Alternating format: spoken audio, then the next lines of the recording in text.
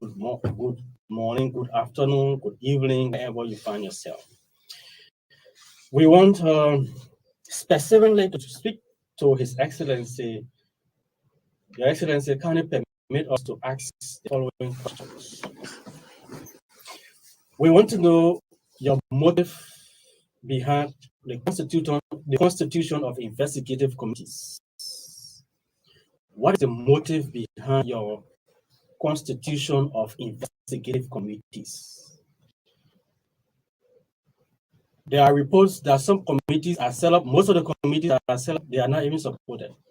People have to do their own thing. That's the first stage. No time frame given to most of the committees. Committees have endless investigations.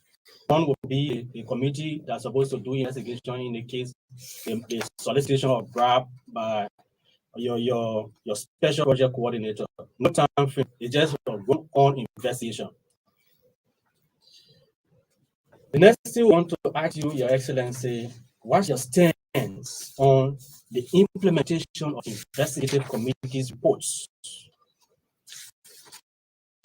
We want to know your motive, one, and we want to know what stance you take when investigative reports are submitted to you. You constitute committees. Some of them without support. You just announce the constitution of committees. Yes, some of them go ahead and do their work, because they have been announced. Most of those committees have repetitive individuals. So those individuals not want their reputation to be tarnished. So they will go ahead and do investigations, some of them. And when they submit a report to you, what do you do? What stance do you take? So, one, The 25 million mob of exercise report. What happened? Did you do and what have you done? Two, that was submitted on May 16, 2019. 2019, mean you received that report, Your Excellency. What have you done? The PRT report of 2019. What have you done? The Lawrence Gropler report on brutality against journalists. That report was submitted to you, Your Excellency. What have you done with those reports? What's your stance on reports that are submitted to you? What do you do with them? The essence of constituting committees, in our mind, will be to clear doubts. So when committees investigate matters and they submit the reports to you, it's supposed to be that you will be able to implement those recommendations that are therein. But Your Excellency, we are not seeing those things happen. So we are asking you, what's the motive behind your constitution of committees?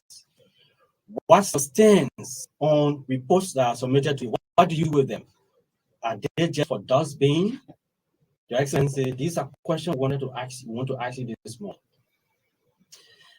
We also want to know, Your Excellency, the outcome of the committee that you set up. Your legal advisor was asked to probe your special project coordinator, Madam McKinney.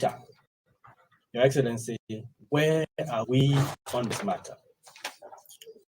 These are not good signs for the fight against corruption. When the leader, the one who has the authority to take decisions, when he constitutes committees and it be a dead case, when reports are submitted to him, it is believed to be placed on the dustbin. Your Excellency, we are concerned and want to know what has happened.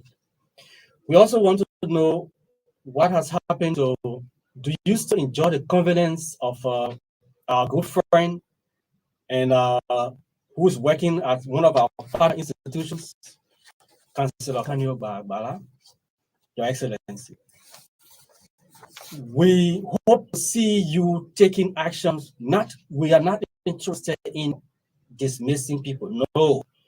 What we are interested in is when people are accused of wrongdoing or involvement into corruption and whatever malpractices that they are accused of. You're supposed to take a stance to make sure that these people, their names are clear before they can go back to the institutions where they are working. But Excellency, when you just keep quiet on these things and nothing happens, Councillor Kanyo Bagba, the vice chair at the LCC, has been accused of conflict of interest.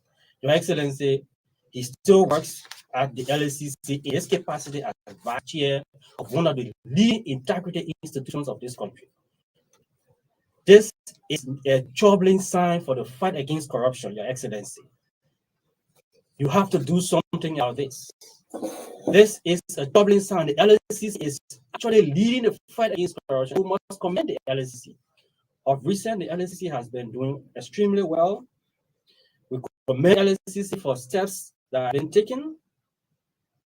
We want and we will maintain that the LCC should be very robust and should be holistic in making sure that people who are accused of corruption are investigated and or prosecuted. That will also be to ensure that one of its own is investigated properly, impartially, and the reports are made public so that if he's found culpable, can be prosecuted in keeping with the law, so that we know that the LCC is actually ready for business. So we really want to see that happen. So, Your Excellency, the following questions we want to ask Your Excellency. What are you saying or what are you doing about the corruption allegations at the following institutions? National Elections Commission, the chair of the National Elections Commission, she has been accused the designation of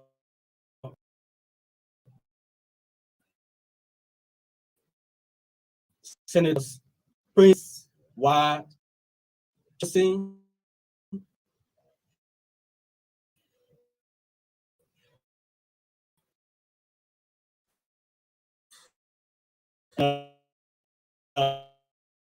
the director of banishment.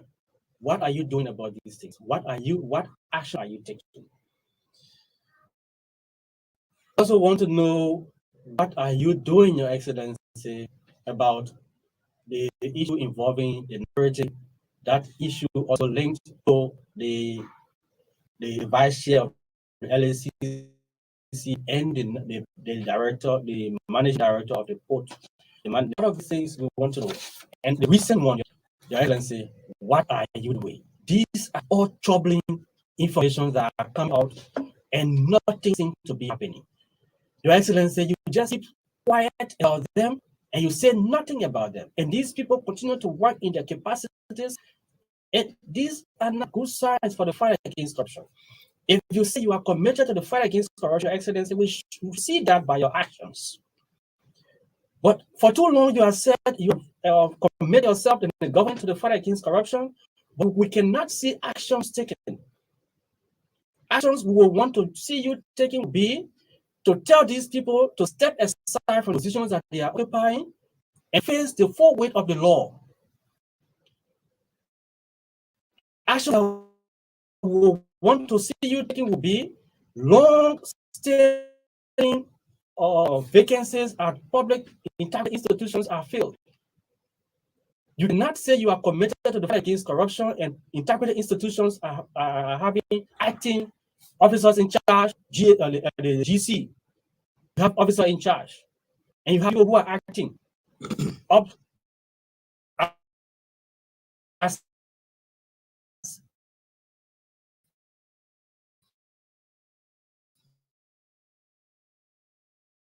as yet you are not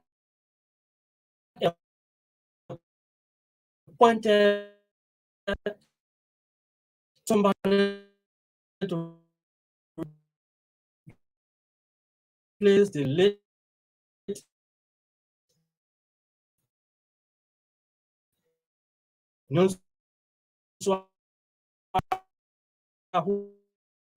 from the other agency. I mean, Your Excellency,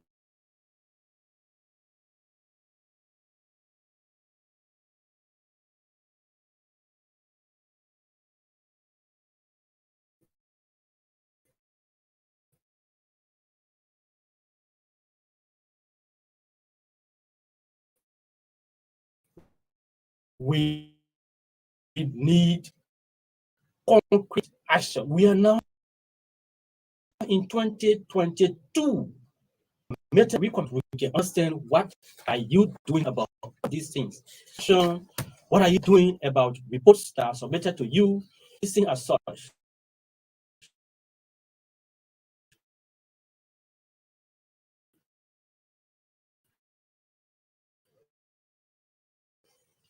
We uphold the trust of the public.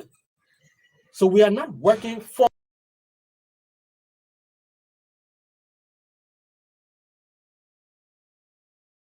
that the media is doomed.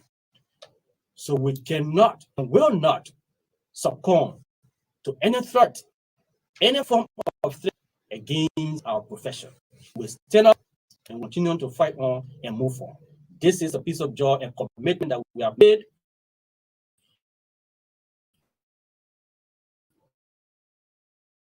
And like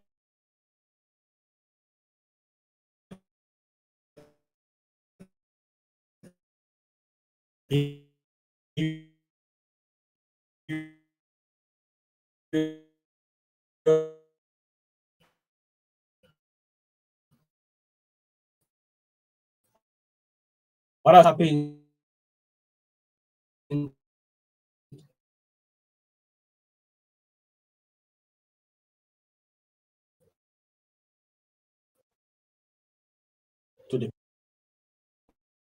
PID report.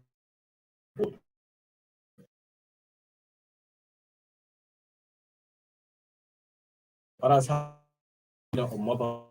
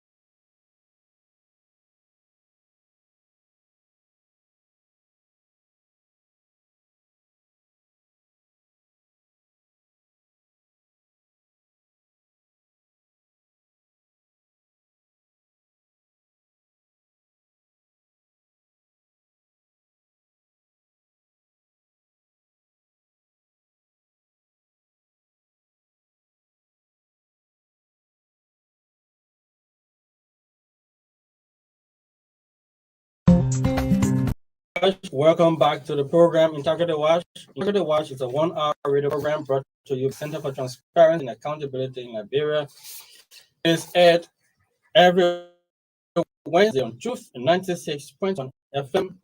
And today, like we said, we are here live on FM and we're in Pinsville. It runs from 11 to 12 noon. So today, our guest in studio is Isaac Nyantee. Isaac Nyantee. Isaac Nyantee is our guest in studio today, and Isaac coordinates the Advocacy and Legal Advice Center, the Center for Transparency and Accountability in Liberia. But today we will begin first by asking Isaac to tell us about CENTAL, specifically the Advocacy and Legal Advice Center, and we'll go to the State of Corruption report that we're going to be discussing today. Isaac, how are you doing, and how is your family and the ALAC? Sam, thanks for the invite again. Family is doing well, and the ALAC is still on well with being received that brought us on corruption. And briefly, the Center for Transparency and Accountability in Liberia, CENTAL, is the lead civil society organization since 2004, 2005. We are there to ensure that government and those in private sectors live up to good governance practices, ensuring the rule of law, transparency and accountability in Liberia, and the rest of it. We've been engaged with several of these stakeholders to ensure that these processes and these maps come to fulfillment. And so at CENTAL, we coordinate the Advocacy and Legal Advice Center.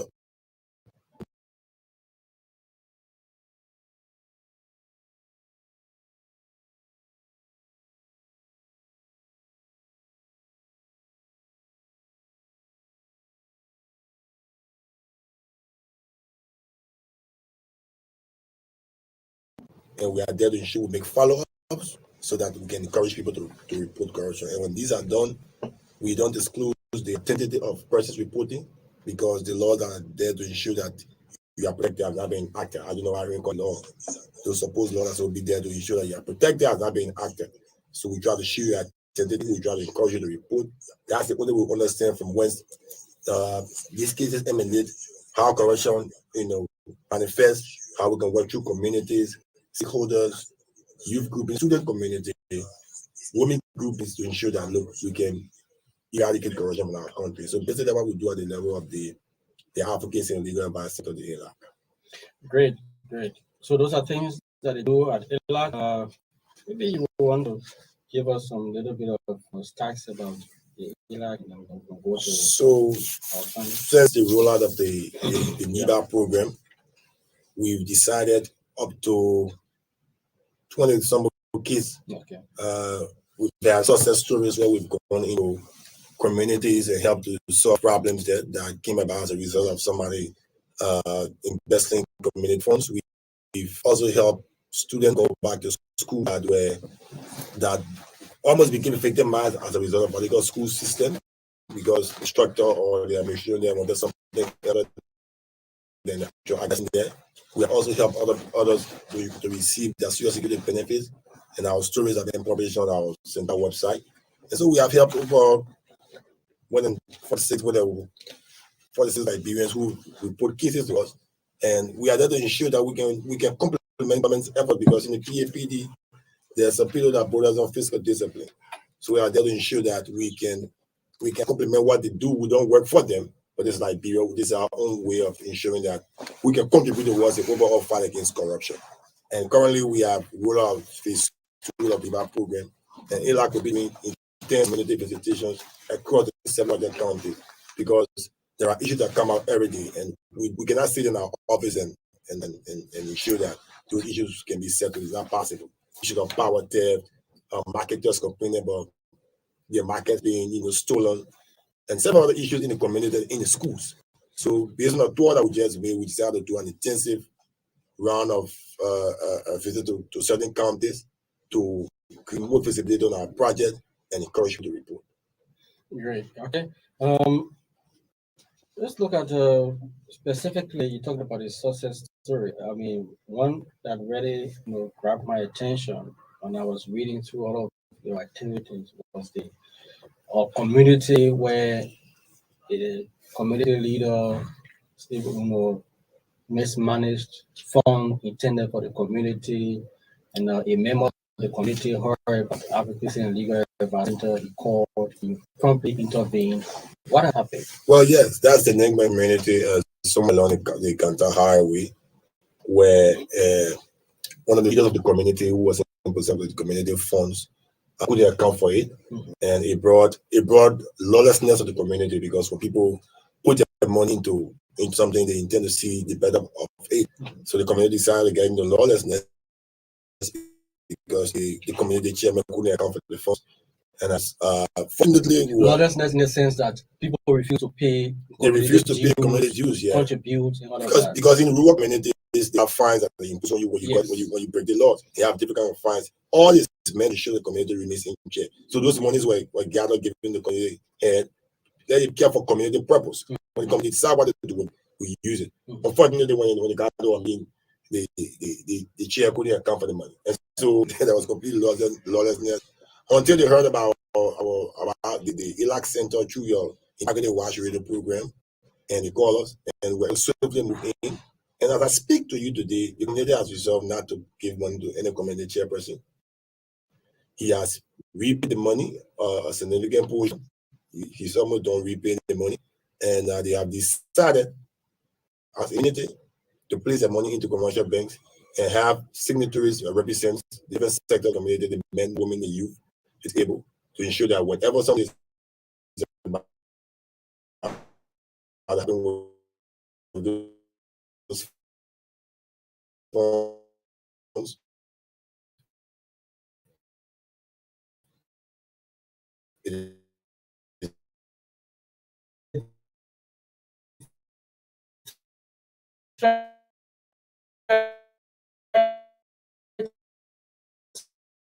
of keeping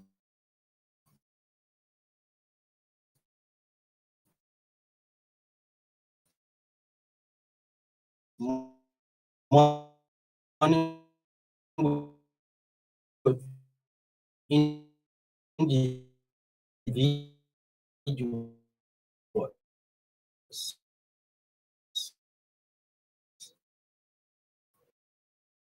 I mean, sometimes people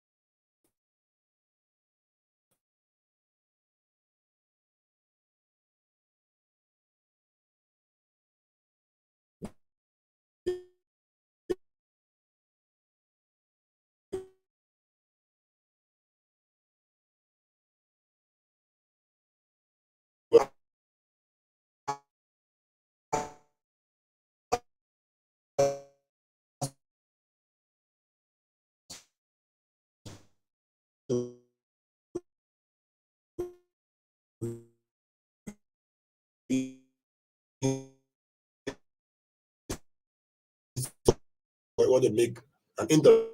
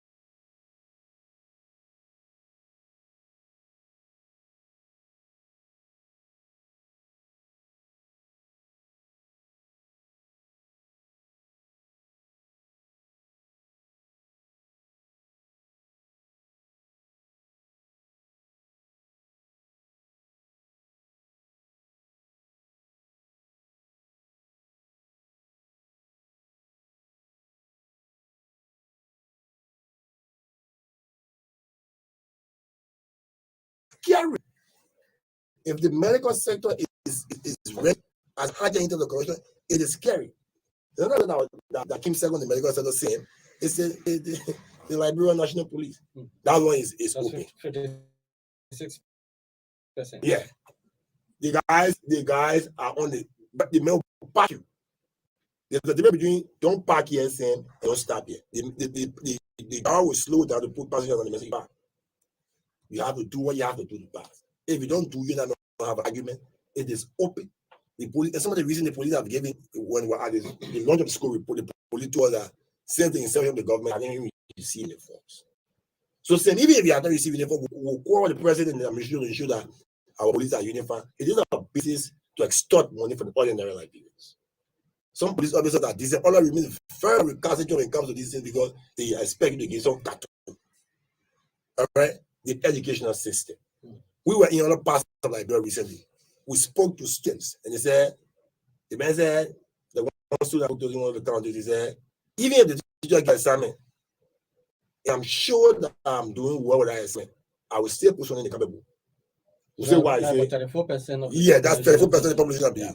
He said, I will still put one in the capable. You say why? He said, because I'm funny putting in there.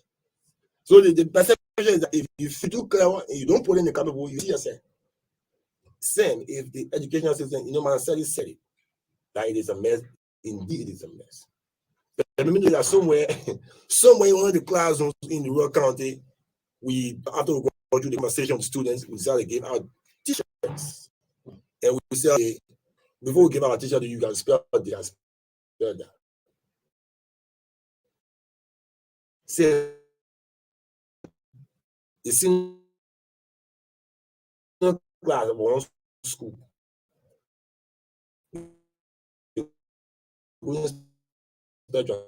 Transparency.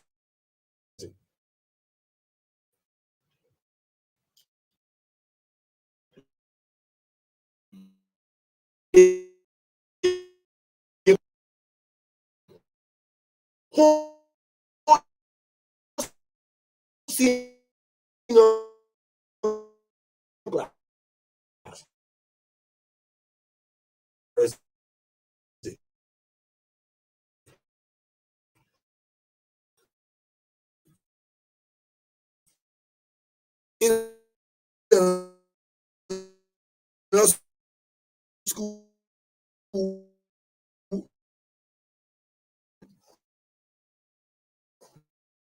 we don't